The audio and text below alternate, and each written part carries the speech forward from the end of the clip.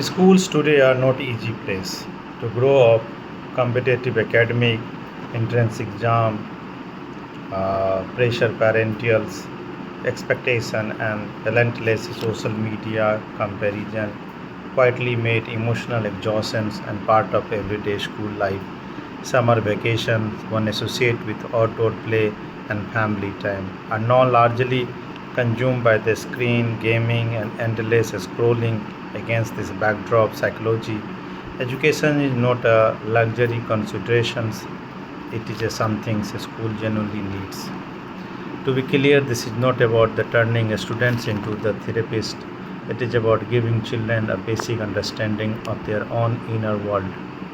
Why does exam session trigger the panic? Why does a comment from a friend sitting for days? Why does the anger make people say things they are later target? These are the few questions the students already carry. Psychology education simply gives them a framework to work through them and emotional vocabulary to express what they are experiencing rather than suppress. Digital educations make this more urgent, and the platform are not possessibly available, and they are engineered to hold attention through notification, reward cycle, and content that deliberately hard to stop consuming. Younger users are especially vulnerable to this uh, pattern. Most of them have no context of understanding what is happening to their focus and their sleep on their sense of self. Without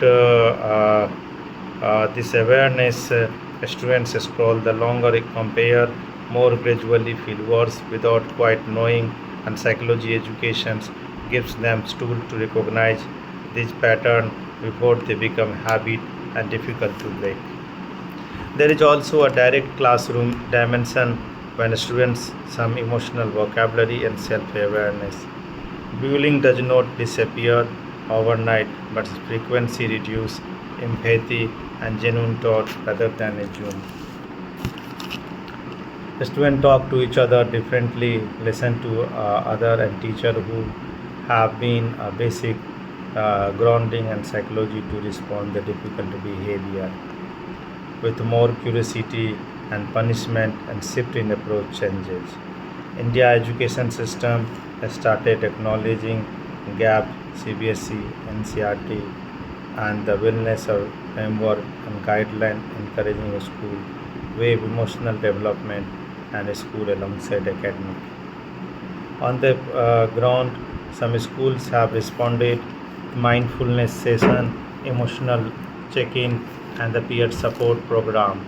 The Beacon Buddies initiative of Expert PU College in the Mangaluru, which is received appreciation from NCRT, and students-led peer counseling can look like practice. Students supporting students through the anxiety, academic stress, loneliness, and structure to supervise way and proved more effective than many anticipate.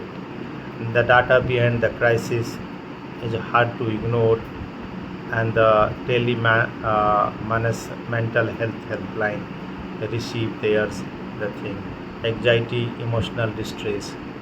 Institutions like AIMS set up the dedicated student counseling, suicide prevention, and these services matter enormously. Helpline is a response to the crisis already taken the shape. What the school can offer is something different altogether, prevention and consistency to the daily upbringing. This is to gap also worth naming. A smaller school, particularly rural area, rarely have trained counselor or staff. The distance between policy guideline and happen inside classroom remains significant, narrowing, and require the sustainable investment in teacher training, not to just documentations and the circular